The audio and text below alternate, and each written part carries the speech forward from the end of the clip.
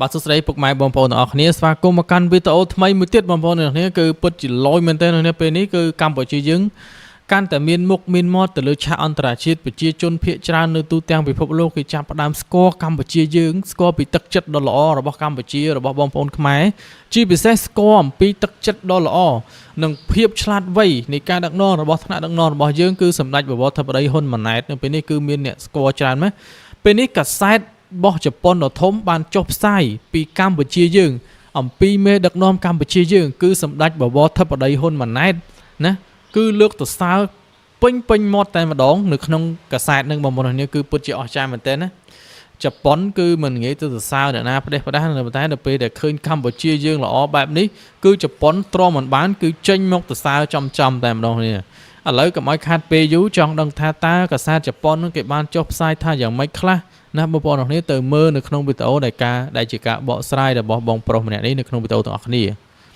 បងប្អូនជនជាតិជប៉ុនណាគេបានចាត់ទុកប្រមុខថ្នាក់ដឹកនាំកម្ពុជារបស់យើងថាជាមេដឹកនាំដ៏អស្ចារ្យមែនទែនដោយការបង្ហោះតែផ្សាយអំពីកាសែតមួយនេះក៏សរសេររៀបរាប់អំពីមេដឹកនាំកម្ពុជារបស់យើងដែរគឺសម្ដេចមហាបវរធិបតីនាយករដ្ឋមន្ត្រីនៃកម្ពុជារបស់យើងតែផ្ទាល់តែម្ដងពិភពលោកចាប់ផ្ដើមគាំទ្រកម្ពុជារបស់យើងនិងគេស្រឡាញ់ចូលចិត្តប្រទេសកម្ពុជារបស់យើងកាន់តែខ្លាំងឡើងហើយដោយសារតែប្រមុខថ្នាក់ដឹកនាំកម្ពុជារបស់យើងគឺលោកមានភាពចាស់ទុំខ្លាំងមែនទែនខាងផ្នែកនយោបាយនៅក្នុងការដឹកនាំប្រទេសជាតិឲ្យកាន់តែមានភាពរីកចម្រើនជាពិសេសនៅក្នុងគណៈពេលដែលប្រទេសកម្ពុជារបស់យើងកំពុងតែប្រឈមទៅនឹងការឈ្លានពានពីសំណាក់បរទេសខាងក្រៅគឺយើងប្រកាន់គោលជំហរនៅក្នុងការដោះស្រាយដោយសន្តិវិធីដោយមានក្រមវិជ្ជាជីវៈអីត្រឹមត្រូវមិនតែប៉ុណ្ណោះទេសម្ដេចលោកតែងតែមានគោលជំហរច្បាស់លាស់នៅក្នុងការរក្សាស្ថិរភាពប្រទេសកម្ពុជារបស់យើងជៀសវាងនៅសង្គ្រាមអីផ្សេងគឺប្រជាជាតិកម្ពុជារបស់យើងទាំងមូលស្រឡាញ់សុខសន្តិភាពអញ្ចឹងហើយបានជាពិភពលោកគេគោរពឲ្យតម្លៃប្រទេសកម្ពុជារបស់យើងខ្លាំងណាស់ហើយមិនតែប៉ុណ្ណោះយើងគឺប្រកាន់គោរពច្បាប់អន្តរជាតិនិងដោះស្រាយតាមប្រព័ន្ធនីតិវិធីតាមផ្លូវតុលាការយុត្តិធម៌អន្តរ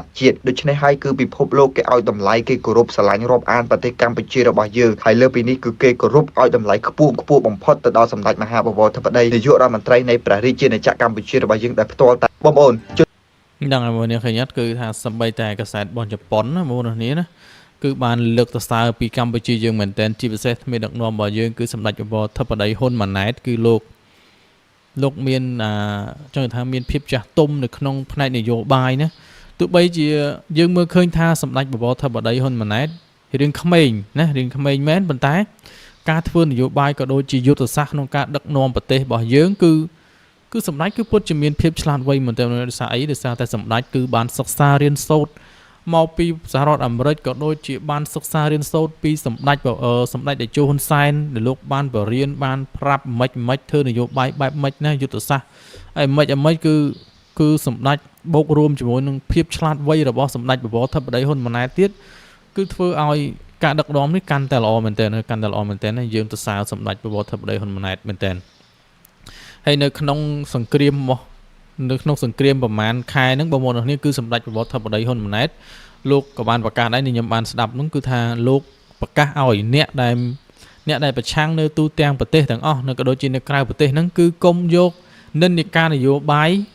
មកបំបាក់ស្មារតី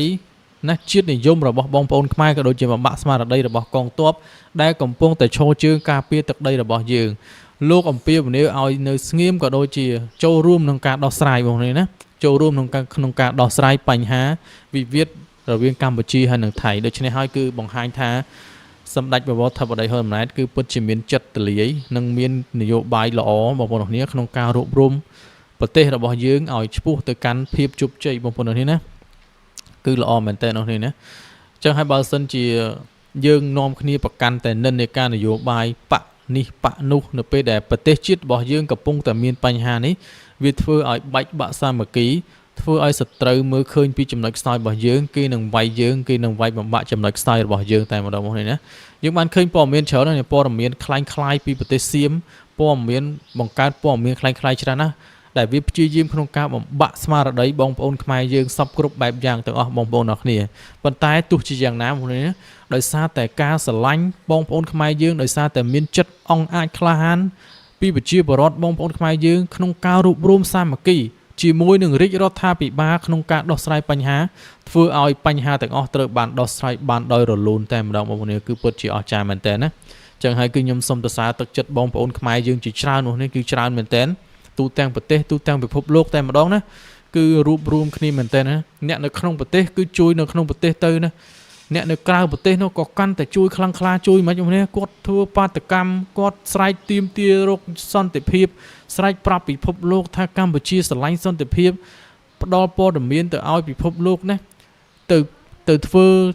ទៅឈរនៅមុខវិសេតវិមាន White House របស់ Donald Trump ដើម្បីឲ្យ Donald Trump នឹងជួយដោះស្រាយណាពីដើមឡើយយើងគិតថា Donald Trump ប្រហែលជាគេមិនអើពើទេបងប្អូននេះយើងគិតចឹងណាក្នុងចិត្តយើងខ្លះណា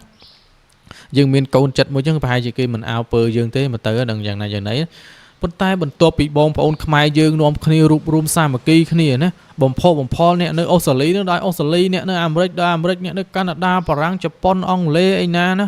សពគ្រប់ប្រទេសចឹងទៅនាំគ្នាបំផុសព័ត៌មានទាំងអស់ហ្នឹងធ្វើឲ្យពិភពលោកបានឃើញហើយធ្វើឲ្យព័ត៌មានទាំងអស់នេះបានទៅដល់ Donald Trump ជាពិសេសយើងអត់ភ្លេចគុណទេគឺលោក Alvaro ជាមួយនឹង Gary Frenchie ក៏ដូចជាបងប្អូនដែលជួយយើងទាំងអស់ហ្នឹងយើងអត់ភ្លេចទេហ្មងនេះគឺបានជំរុញព័ត៌មានទៅដល់ Donald Trump មកលើ Donald Trump បានដឹងទាំងអស់តែម្ដងព័ត៌មានគ្រប់យ៉ាងគឺ Donald Trump បានដឹងណាបានដឹងពីទឹកចិត្តកម្ពុជាយើងដូច្នេះហើយបានជា Donald Trump គឺបានបន្ទន់ចិត្តព្រមអនុគ្រោះពន្ធសូនទៅដល់កម្ពុជាក៏ដូចជាព្រមធ្វើសមយុទ្ធយោធាជាមួយនឹងកម្ពុជាក៏ដូចជាព្រមលក់អាវុធឲ្យកម្ពុជាវិញណាបន្ទាប់ពីការណាបង្ខាំងការមិនលក់អាវុធឲ្យអស់រយៈពេលប្រហែលឆ្នាំពេលនេះគឺសម្ដេចបវរធិបតីហ៊ុនម៉ាណែតបានប្រើនយោបាយបែបនេះដើម្បីទទួលបានផលចំណេញច្រើនមែនទែនពីសហរដ្ឋអាមេរិកតែម្ដងមកនេះណាពេលនេះហើយទើបយើងដឹងថាគោលនយោបាយរបស់សម្ដេចបវរធិបតីហ៊ុនម៉ាណែតជាពិសេសថាដឹកនាំរបស់យើងទាំងអស់នោះគឺពិតជាល្អខ្លាំងមែនទែននោះនេះពិតជាល្អខ្លាំងមែនទែនទី1គឺមិនបញ្ជៀសកុំឲ្យមានសង្គ្រាមកើតឡើងដែលធ្វើឲ្យបាត់បង់អាយុជីវិតនិងធ្វើឲ្យមានបញ្ហាទៅដល់បងប្អូនខ្មែរយើងរត់ភៀសខ្លួនណាជាពិសេសគឺការពារកុំឲ្យបាត់បង់អាយុជីវិតតែម្ដងណាហើយមួយវិញទៀតគឺបង្ហាញទៅកាន់ពិភពលោកថាកម្ពុជាយើងគឺពិតជាស្រឡាញ់សន្តិភាពមិនត្រូវការសង្គ្រាមនោះទេណាហើយមួយវិញទៀតគឺពិភពលោកគេបានដឹងគេបានឃើញពីចរិតរបស់សៀមយ៉ាងម៉េចរហូតទៅដល់ Donald Trump តាមដានព័ត៌មាននឹងណាយកចិត្តទុកដាក់ជាមួយកម្ពុជាយើងសពគ្រប់បែបយ៉ាងចឹងទៅ Donald Trump បានចូលខ្លួនមកធ្វើណា Donald Trump បានចូលខ្លួនមកធ្វើជាអ្នកសញ្ញេសាក់សីសន្តិភាពកម្ពុជាសៀមនៅទីក្រុងកូឡាឡាំពូប្រទេសម៉ាឡេស៊ីតែម្ដងមកនេះណាបើមិនចឹងទេគឺមិនទេណាបងប្អូនមិនធម្មតាទេណាអាចអូសទាញ Donald Trump បានគឺពិតជាមិនធម្មតាទេណាសម្ដេចបវរធិបតីហ៊ុនម៉ាណែតគឺពិតជាមិនធម្មតាទេណាគឺមិនធម្មតាទេបងប្អូនណាចឹងហើយបងប្អូននេះអ្វីទាំងអស់នេះដែលអាចឲ្យ Donald Trump មកកម្ពុជាមកចុះហត្ថលេខាសន្តិភាពនេះគឺសិតតែជាកម្ពុជាក៏ដូចជានយោបាយរបស់សម្ដេចបវរធិបតីហ៊ុនម៉ាណែតទាំងអស់ណាបងប្អូនទាំងគ្នាពួកថៃគ្នាវាប្រឹងយកលេសយកអីសពគ្រប់បែបយ៉ាងសម្បីតែថ្ងៃដែលចុះហត្ថលេខាហ្នឹងក៏វាយកលេសអញ្ចេះចុះវាមិនចង់មកចុះហត្ថលេខាទៀតប៉ុន្តែ Donald Trump គឺមិនមកលេងសើចជាមួយពួកសៀមទេគឺមកមែនតែម្ដងហើយបន្ទាប់ពីចុះហត្ថលេខារួចហើយ Donald Trump ក៏បានបង្ហោះសារទៅទៀតថាលោកថាខ្ញុំមិនទៅដើរលេងសមុទ្រខ្ញុំមិនដេកពេលយប់ពេលអីណាចឹងទៅខ្ញុំនឹងនៅតាមដានណាការអនុវត្តរបស់កម្ពុជាហើយនឹងថៃក្នុងរយៈពេលនៃការចុះកិច្ចព្រមព្រៀងសន្តិភាពបងប្អូនទាំងនេះឥឡូវនេះយើងអាចថាទទួលបានសន្តិភាពថា90% 95% ហ្នឹងណាបងប្អូននេះ 90% ទៅ 95% ហេតុអីបានខ្ញុំនិយាយចឹងគឺពេលនេះគឺខាងកម្ពុជាយើងក៏ដកអាវុធធនធ្ងន់ចេញពីព្រំដែនមកខ្លះហើយខាងថៃនោះគេក៏បានដកចេញទៅខ្លះអស់ហើយបងប្អូនណាដោយសារអីដោយសារតែមានអ្នកអង្កេតការណា IoT ដែលគេបានចុះទៅអង្កេតការដើម្បីមើលថាតើគេបានដកអាវុធដកអីចេញអស់តាមកិច្ចព្រមព្រៀងនៅបងប្អូនណាគឺបានហើយណាគឺបានហើយឥឡូវយើងនៅតែកិច្ចព្រមព្រៀងកិច្ចក្នុងការដោះស្រាយបញ្ហាវិវាទព្រំដែននេះទៀតទេគឺដោះស្រាយដោយសន្តិវិធីដោយតាមរយៈគណៈកម្មការព្រំដែនចម្រុះណាកម្ពុជាសៀមណាហើយនឹងធ្វើការបោះបង្គោលព្រំដែនសារជាថ្មីមកវិញឲ្យច្បាស់លាស់នៅតំបន់ជោគជ័យនៅតំបន់ភូមិជោគជ័យតំបន់ព្រៃភូមិព្រៃច័ន្ទអីចឹងទៅបងប្អូនណាហើយប្រហែលថ្ងៃមុននោះយើងក៏បានឃើញកាសែត The Nation ណាកាសែត The Nation របស់សៀមហ្នឹងក៏បានចុះផ្សាយថាទឹកដីគឺថាវាចុះផ្សាយថាណាផ្នែកមួយនៃទឹកដីខ្មែរយើងគឺត្រូវបានសៀមចូលកាន់កាប់ក៏ចូលទន្ទ្រានកាន់កាប់ហើយផ្នែកខ្លះនៃទឹកដីរបស់សៀមហ្នឹងក៏បានបងប្អូនខ្លះគាត់ទៅធ្វើទៅលើអីចឹងទៅណាប៉ុន្តែបងប្អូនយើងអត់ដឹងទេណាគឺដោយសារគេមិនទាន់បោះបង្គោលព្រំដែនច្បាស់លាស់ចឹងហើយតាមការដោះស្រាយនេះយើងសង្ឃឹមថានឹងទទួលបាននូវភាពច្បាស់លាស់ត្រឹមត្រូវមួយសម្រាប់កម្ពុជាយើងតែម្ដងមកណាហើយគឺប្រហែលថ្ងៃមុននេះតាក់ទងជាមួយនឹងរឿងពួកអាសៀមជ្រុលនិយម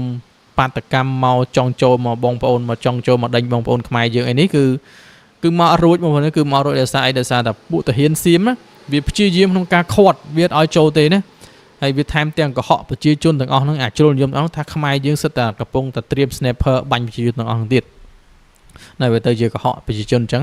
វាធ្វើឲ្យកំហឹងរបស់ប្រជាជនសៀមជ្រុលនិយមវាកើតទៅជាកំហឹងកាន់តែខ្លាំងស្អប់កម្ពុជាយើងហ្នឹងទាំងតែកម្ពុជាយើងមិនដឹងអីសោះណាមិនដឹងអីសោះណាចឹងហើយយើងត្រូវតែរួបរวมគ្នាជាមួយនឹងរាជរដ្ឋាភិបាលត្រូវតែគ្រប់គ្រងនៅគោលនយោបាយក៏ដូចជាវិធីក្នុងការដោះស្រាយបញ្ហានេះដើម្បីបាននូវសន្តិភាពនិងសុខសន្តិភាពមិនមានការបាត់បង់អ្វីទាំងអស់និងមិនមានការខាត់បងអ្វីទាំងអស់បងប្អូននេះយើងត្រូវតែចូលរួមណានេះហើយជាអ្វីដែលយើងចង់បានណាយើងមិនមែនចង់បានដូចបងប្អូនមួយចំនួនដែលគាត់ប្រឆាំងជាមួយនឹងរាជរដ្ឋាភិបាលណាគ្រាន់តែឃើញគេចូលមកភ្លាមឲ្យដាក់កាភ្លើងអីទៅបាញ់ទៅធ្វើសង្គ្រាមតែហ្មងតោះហ្នឹងវាធ្វើអញ្ចឹងវាបានវាទៅបានហើយប៉ុន្តែវាខាតបងច្រើនណាស់ការកើតនៅសង្គ្រាមវាមិនមែនជារឿងចំណេញទេសង្គ្រាមមានតែខាតអត់មានចំណេញតែម្ដងណាមានតែខាតស្លាប់មនុស្សរាប់សិបនាក់ណាខូចខាតទ្រព្យសម្បត្តិប្រជាជនណាខូចខាតសេដ្ឋកិច្ចរបស់ប្រទេសណាចឹងហើយគោលនយោបាយរបស់សម្ដេចហបដីបវរធិបតីហ៊ុនម៉ាណែតគឺខ្ញុំសូមទៅសារថាល្អណាខ្ញុំសូមគ្រប់គ្រងនៅគោលនយោបាយរបស់លោកបុត្រជាល្អមែនទែនអូខេបងប្អូននេះវីដេអូយើងមានតែប៉ុណ្្នឹងទេនិយាយឡើងសក់កហើយជូនពរបងប្អូនសុខភាពល្អសំណាងល្អបងប្អូននេះណាអរគុណច្រើនសម្រាប់ការតាមដានទស្សនាកុំភ្លេចពាក្យឯកាកុំប្រើរបស់សៀមនាំគ្នាងាកមកគាំទ្រផលិតផលខ្មែរដើម្បីរីកចម្រើនសេដ្ឋកិច្ចរបស់យើងអរគុណច្រើនបាយបាយជួបគ្នានៅវីដេអូក្រោយទៀត